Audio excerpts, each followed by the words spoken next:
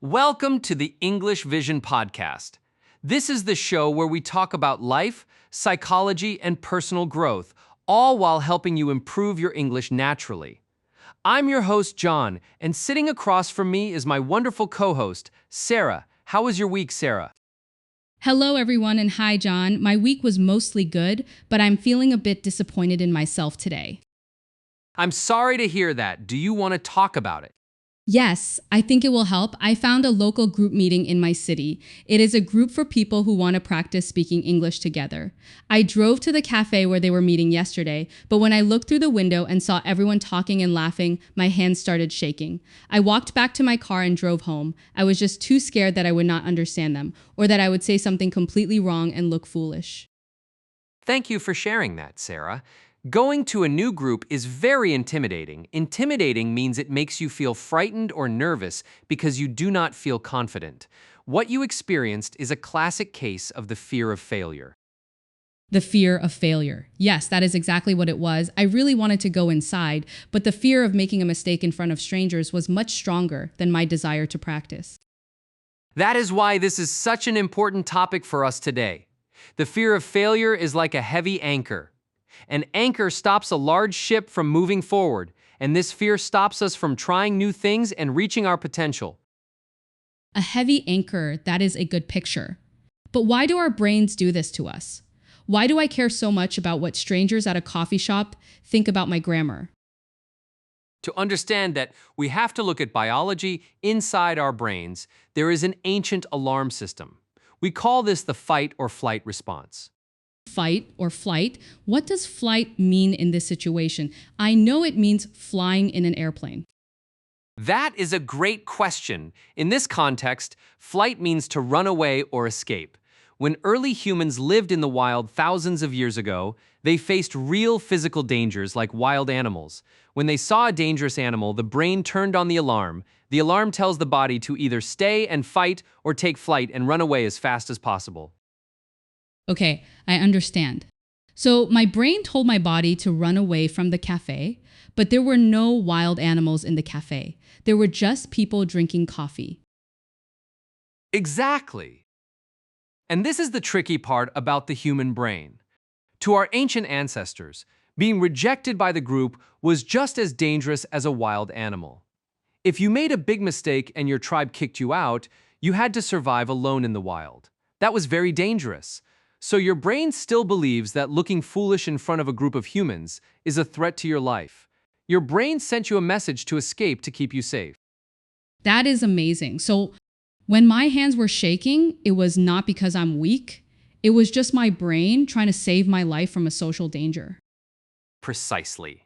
You are not weak at all. Your body was doing exactly what it was programmed to do, but we do not live in the wild anymore. In the modern world, making a mistake in a second language is not dangerous. The alarm system is outdated.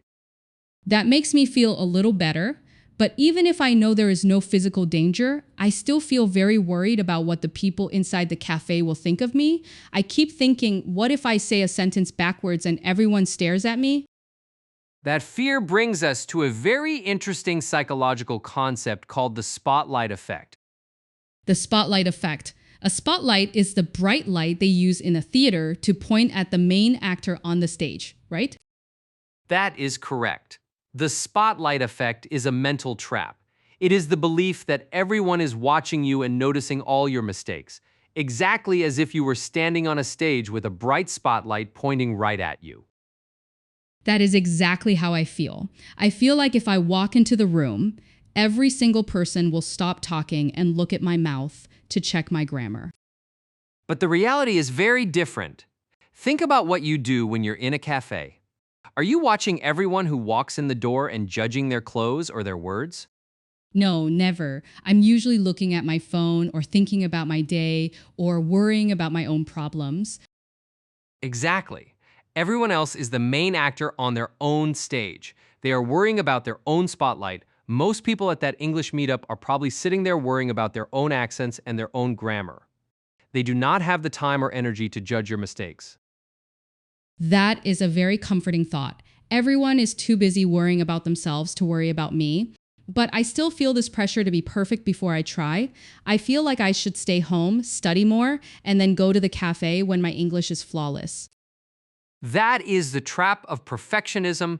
Perfectionism is the belief that if you cannot do something flawlessly, you should not do it at all. But when you're learning a language, perfection is impossible at the beginning.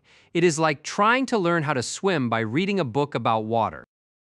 I like that comparison. You can read all the books you want, but eventually you have to get wet. You have to jump in the pool. Yes. And when you jump in the pool for the first time, you do not swim perfectly. You splash around and you look a little silly. But that splashing is the only way to learn how to float. Language is exactly the same. You cannot learn to speak without making mistakes. So, making a mistake is not the opposite of learning, it is a part of learning. It is the main part of learning. There's a concept called the growth mindset. Mindset is your general attitude or way of thinking. With a growth mindset, you believe that your brain is like a muscle. When you go to the gym and lift weights, your muscles hurt a little bit, but that is how they grow stronger. With a growth mindset, you understand that making a mistake is just exercise for your brain. Exercise for my brain. So, if I walk into the cafe and use the wrong verb tense, I should not feel ashamed. I should think, okay, I just lifted a heavy weight and my brain is getting stronger. That is a beautiful way to summarize it. Every mistake is information that helps you do better the next time. We call this process trial and error. You try something, you make an error, which is another word for a mistake, and you learn from it. Trial and error, I understand the logic, I really do. The spotlight effect is fake. Mistakes are brain exercise, but the fear is still sitting in my stomach. How do I actually take action next week? How do I stop myself from driving home again? That is the most important question. Logic is not always enough to conquer fear. We need practical tools. The first tool I recommend is defining the worst-case scenario. The worst-case scenario means the absolute worst possible thing that could happen in reality. The worst possible thing. Yes, let us imagine you go back to the cafe next week. You walk in, sit down with a group, and try to introduce yourself. What is the absolute worst thing that could actually happen? Let me think. The worst thing, I try to introduce myself and my mind goes completely blank. I forget every English word I know. I just stare at them and say nothing, or I say something that makes no sense at all. Okay, that is a very uncomfortable situation. But then what happens next? Do they call the police? Do you go to jail? No, I guess they would look confused. Maybe someone would ask if I'm okay, or maybe they would just politely smile and wait for me to speak. Exactly. The worst-case scenario is just a few seconds of awkward silence. Awkward means uncomfortable. It is not dangerous. You would survive.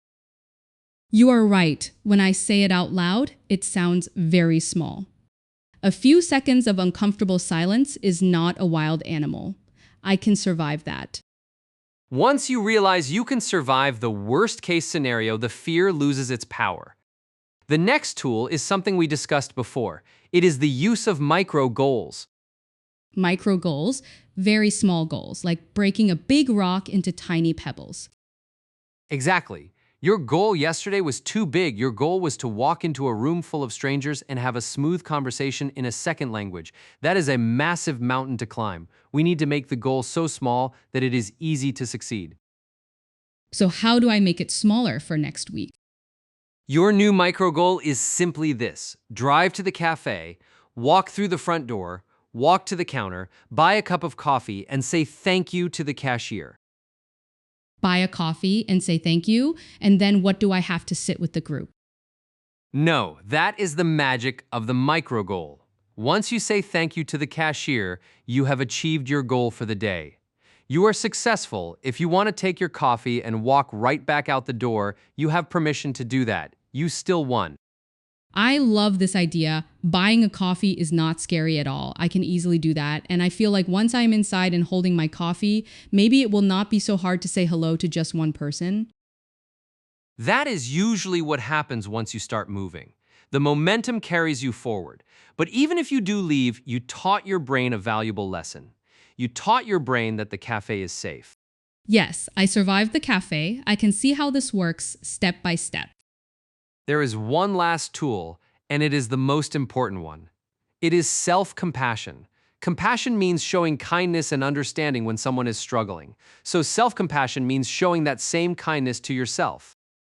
I'm usually very angry with myself when I get scared. I sat in my car and told myself I am weak and foolish. I told myself that everyone else can do this easily and I am the only one who cannot. If your best friend called you and said she was too scared to go inside a cafe, would you call her weak and foolish? Never. I would tell her that it is okay to be scared. I would tell her that joining a new group is hard for anyone, and I'm proud of her for even driving to the cafe. You must speak to yourself the exact same way you speak to your best friend. You must become your own supporter. When the fear comes back next week, do not fight it or get angry. Acknowledge it. Say to yourself, I feel very nervous right now, and that is completely normal. I feel nervous, and that is normal. It takes a lot of pressure away when I give myself permission to be afraid. Courage is not the absence of fear, Sarah. People think brave people are never scared. That is false. Courage simply means that you feel the fear, but you take the action anyway. You feel the fear, but you take the action anyway. I'm going to remember that next week. I'm going to drive to that cafe, buy a coffee, and say thank you. I am incredibly proud of you, Sarah, and I know our listeners are too. If you're listening right now and you're letting the fear of failure hold you back from speaking English, try setting one small micro goal today. Yes, please try it with me. We are all learning and we can take these small steps together. Thank you for this conversation, John. It really helped.